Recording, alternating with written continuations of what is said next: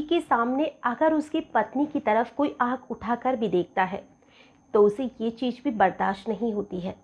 और अगर उसी पति के सामने उसकी पत्नी का गैंग रेप किया जाए और वो इतना ज़्यादा बेबस हो जाए कि वो कुछ भी ना कर पाए, तो हम खुद अंदाज़ा लगा सकते हैं कि उस पति पर और उस पत्नी पर, जिसके पति के सामने उसको लोग नोच रहे हैं, दोनों पर क्या बीती होगी। और साथ ही वहाँ पर मौजूद इतने लोग जो भी बेबस होकर बस देख रहे थे, कर कुछ नहीं पा रहे थे। तो आज की जो घटना है, जब आप इसे सुनेंगे तो आपके भी रोंगटे खड़े हो जाएंगे। नमस्कार, आदाब, सत श्री अकाल। मैं हूं नंदिनी यादव। आज जो मैं आपको घटना सुनाने वाली हूं, इस घटना की शुरुआत होती है पुष्पक एक्सप्रेस से, जो कि एक ट्रेन है। और ये ट्रेन लखनऊ से होकर मुंबई के लिए निकलती है। और इसी ट्रेन में जब ये ट्रेन औरंगाबाद पहुंचती है और वहीं पर एक रेलवे स्टेशन है, इगत रेलवे स्टेशन। और उस स्टेशन पर रात का लगभग 8 बजे का वक्त हो चुका था। और ये तो हम जानते ही हैं कि जब ट्रेन रवाना होती है तो बीच में बहुत से लोग चढ़ते भी हैं ट्रेन में, बहुत से उतरते भी हैं।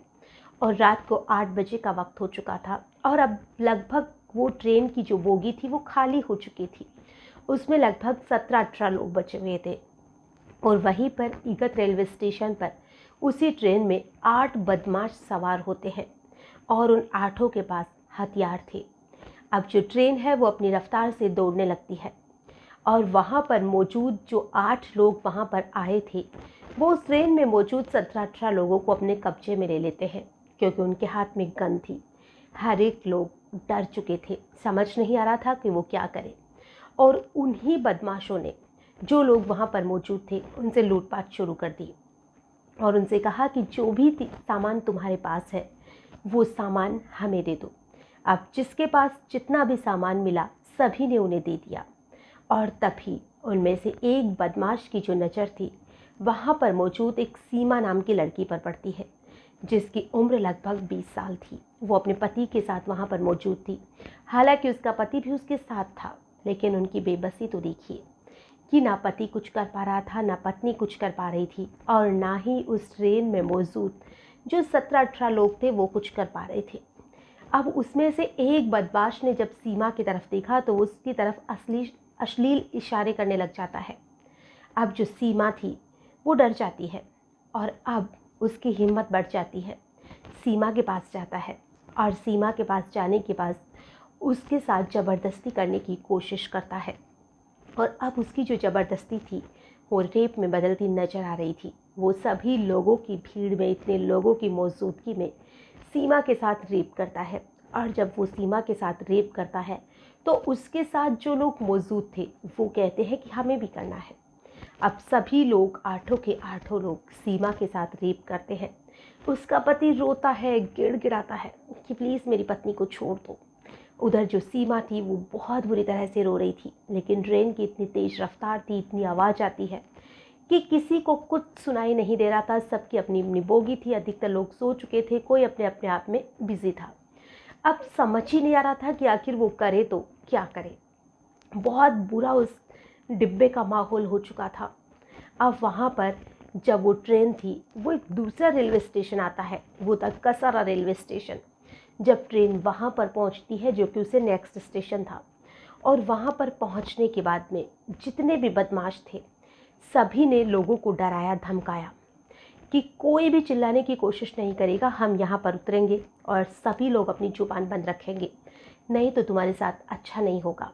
अब जैसे ही कसारा रेलवे स्टेशन आता है तो वहाँ पर वो सभी लोग उतरने की फिराक में थे। जैसे ही ट्रेन की गति धीरे होती है और वहाँ पर वो उतरने ही वाले थे, और सभी जो बाकी की वहाँ पर लोग मौजूद थे वो सभी लोग यही देख रहे थे कि ये यहाँ से उतर के चले जाए, जिससे हम हमारी शांति से सांस ले पाए।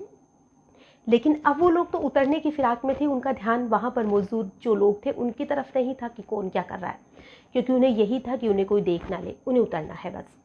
तभी उसी 17-18 लोगों में से मौजूद एक व्यक्ति, वहाँ पर जो जवान तैनात रहते हैं रेलवे स्टेशन पर, वो उसकी तरफ इशारे करता है, हाथ जोड़ता है कि हमें हेल्प की ज़रूरत है, और वो उसकी लिपसिंग जैसे वो कर रहा था, कहना चाह रहा था, तो वहाँ पर मौजूद जो वो व्यक्ति था वो समझ जाता है, यानी कि जो वहाँ पर जवान तैनात था वो उसके बोलने के तरीके को समझ जाता है कि ये मदद मांग रहा है।